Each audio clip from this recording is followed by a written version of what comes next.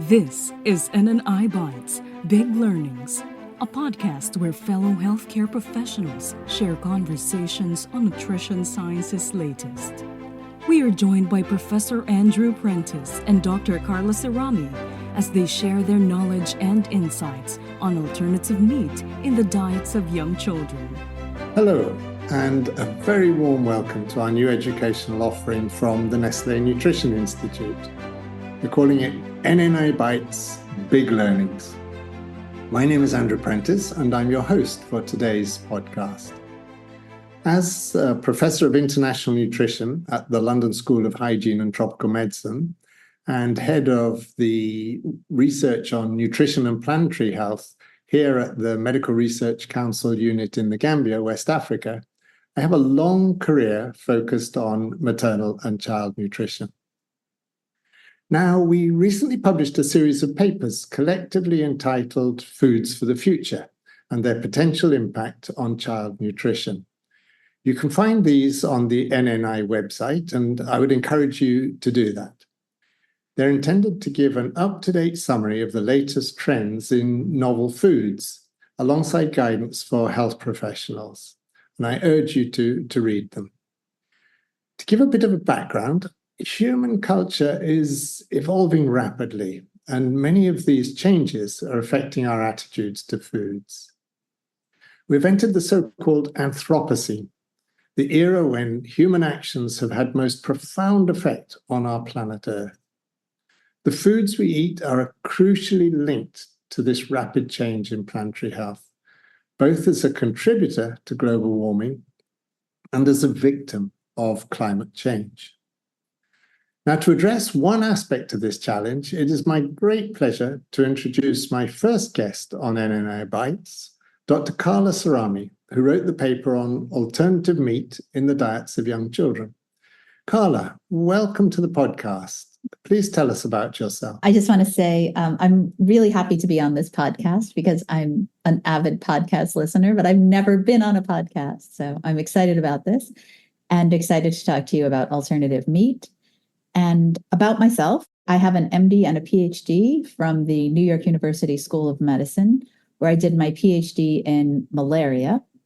And I have worked here in the Gambia for the past 8 years, where I lead a research group that focuses on iron, anemia, infection, and inflammation.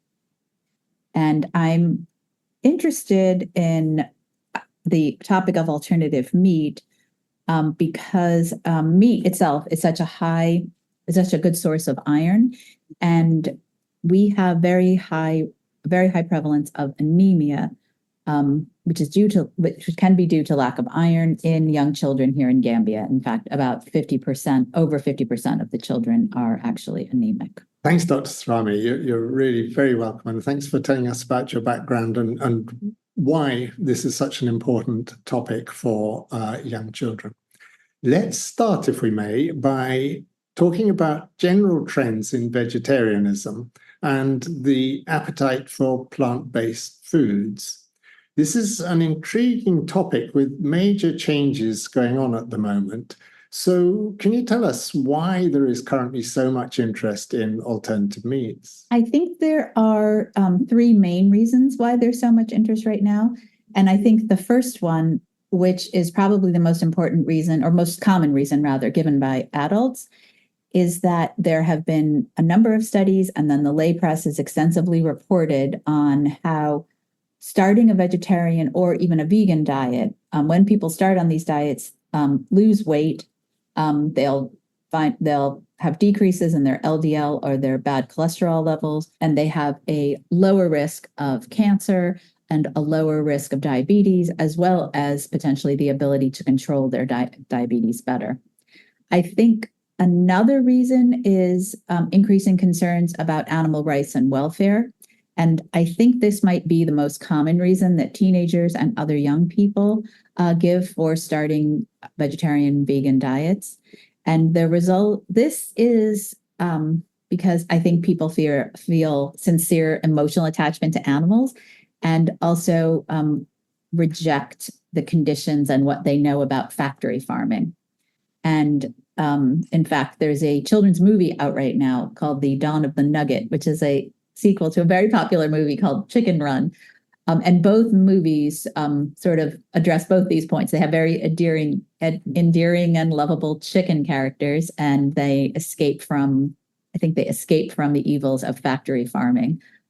So I think this brings up a lot of emotion in kids, even if that wasn't their intention. And then there are also another reason why people are thinking about vegetarian diets is because of environmental concerns. So they're concerned about resource conservation and deforestation, because compared to a meat-based diet, vegetarian diets will produce less greenhouse gases and water pollution. And also they have lower land use, which would help with the problem of deforestation. Let's move on then. In your article, you describe various categories of alternative meats. We'll soon be discussing whether these are suitable for infants and young children, which is really what this podcast is about. But first, if you wouldn't mind, just describe the categories of products. I just want to start out by pointing out that there's no regulatory framework that defines the composition of meat substitutes or alternative meats. And there's also no official way in any country of naming the meat substitute. So it is a bit of that's why there can be so many different products, and they can all be so different in terms of their taste and texture and nutritional characteristics. In general, this, I guess, adds to the confusion with consumers and young mothers and parents. I think so. I think there are four main categories of alternative meats. One is plant-based meats or meat substitutes. And these can either be homemade products, which you can find recipes for on many well-known websites where you can make your own veggie burgers or other things like that, or chilies or things like that. But there are also commercially made plant-based meat products, and those will tend to be more processed and potentially contain artificial ingredients and emulsifiers, more than if you made your plant-based meat or plant-based meat substitute at home. So that's one category. Then there are also mycoprotein-based meat substitutes, which are made from fermented mycoproteins. And these are used in commercially made meat substitutes. And they're used because they have a texture that is very similar to meat. So one of the problems that the plant-based meat companies have, or you might have making them in your own kitchen, is the texture. And so the mycoproteins have a very fibrous texture, and people tend to like that. Another category of meat substitute is an insect-based meat. Now, I don't think these will ever catch on in North America or in Europe, but they do have some potential for some countries in Africa and Southeast Asia where insects are already eaten as part of the diet. And then there is another category, which is very high tech, which is cultured meats. And those cultured meats, you've got a diagram in your paper that shows the complexity. Very, very briefly, what's the story here? How are they made? These are a very high-tech product, and they're made, in short, what they do is they take a biopsy from a muscle of whatever animal they are interested in culturing. So it might be a fish, it might be a cow, a pig, or a chicken. And then they take those cells and they grow them up in very large vats, and they feed them a nutrient-rich broth, let's say. And then once the cells are all grown up, they make them into a product. And they do that by either, sometimes they're 3D printed, sometimes they grow the cells on these matrices. It's all in an effort to make a product that tastes like meat and has the texture of meat and are nutritionally the same as real meat. Mm-hmm. And have any of these been licensed? Are any of these available in the market yet? Yes, interestingly, it's available in at least two countries, Singapore and the United States. And I think they have started with cultured chicken, because I think they've had the easiest time with the texture of chicken. I think the holy grail is for them to make a cultured steak, but as far as I know, that hasn't been accomplished yet. Great. And if I understand it, the costs at the moment are very high. So thanks very much for that brief summary of the categories of meats. Let's now get on to the important issues around the nutritional issues. I want to start generally. So this is in the population as a whole, including adults, and then we're going to move to children. So what are the key nutrients that might be lacking from a vegetarian diet? I think in general, a very short answer to that question is calcium, iron, vitamin B12, other B vitamins, and potentially vitamin D.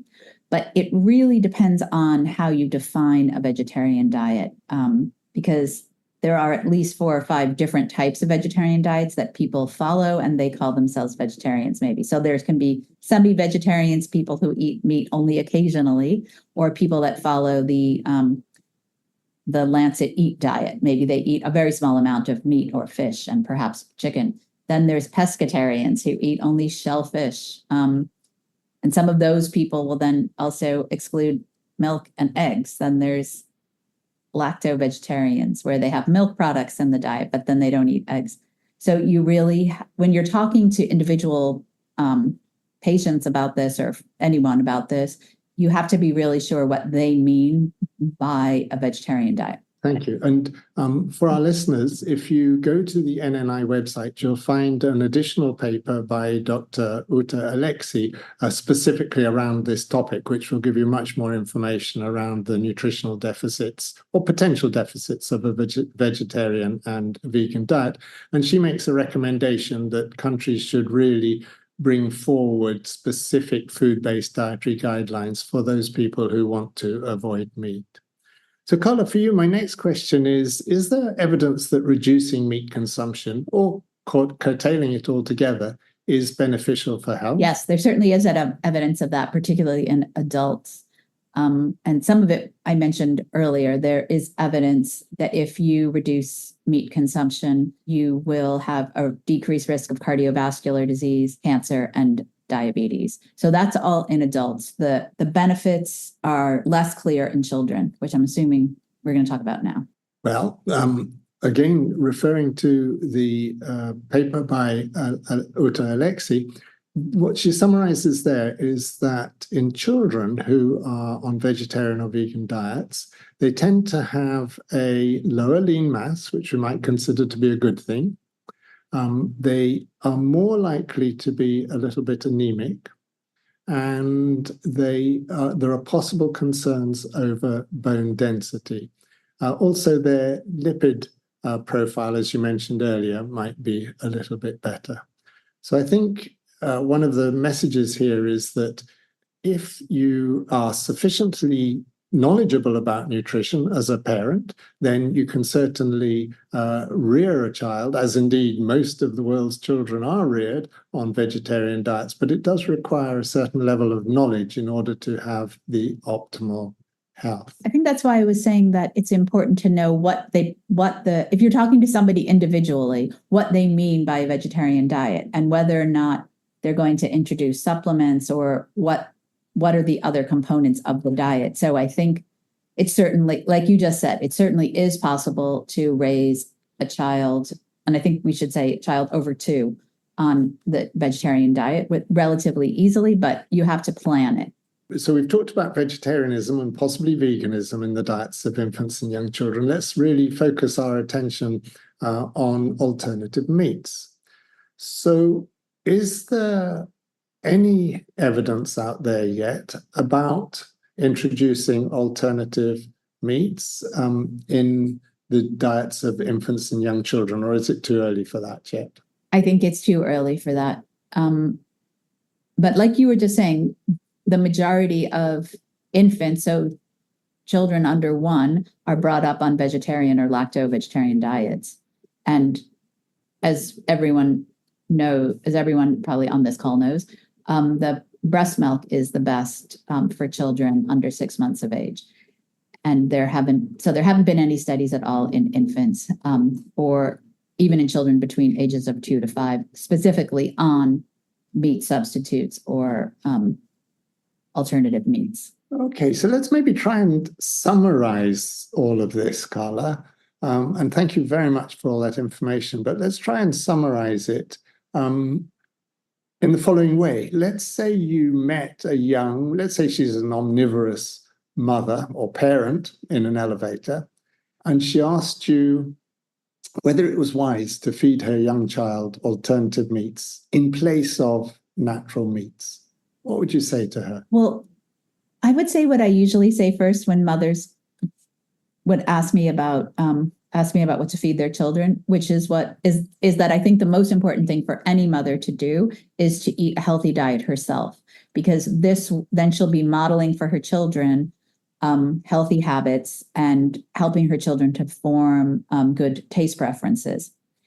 So as far as your specific question about alternative meats, there really isn't. I would have to tell this mother that there is no data to support any specific recommendations for children under 5, and none of the nutritional, as far as I'm aware, the nutritional societies from any country have any specific recommendations on this. However, if she wants to introduce these meats occasionally into her child's otherwise healthy diet, it should be fine. But that she may want to consider and read more about vegetarian diets in children, because they can be low in calcium, iron, and B vitamins. Dr. Cerami, thank you so much for being my first guest on NNI Bites Big Learnings. You've really told us a great deal of information about this new area of alternative meats, and it's been a pleasure having you. Thank you very much for having me. Let me just try and summarize, if I may, what we learned from you. So the first thing is that this is a new area. You told us why people are so interested in the possibility of moving to vegetarian and vegan diets and incorporating alternative meats in those diets. You told us about the different categories of alternative meats. And most importantly, we discussed the nutritional issues for young children. You pointed out that parents would need to be aware that there are possible nutritional deficits, which would be particularly in relation to iron, calcium, vitamin D, and B12. But as long as parents have a reasonable understanding of nutrition, they can compensate for those. You told us that there may be health benefits in reducing meat intake, and certainly there are planetary health benefits in overall reducing the amount of meat we consume in a diet. But as yet, there's little specific evidence as to whether there are benefits or indeed possible harms associated with consumption in young children. So with that, we wrap up the first of our NNI Bites Big Learnings, and I encourage you all to look out on the various NNI platforms for the associated readings and for future episodes. And with that, I thank you very much indeed. And that concludes today's episode. Thank you for joining us with Professor Andrew Prentice and Dr. Carla Cerami as we talked about alternative meat in the diets of young children. We hope you enjoyed and learned from this discussion experts, and that this will be useful for your practice.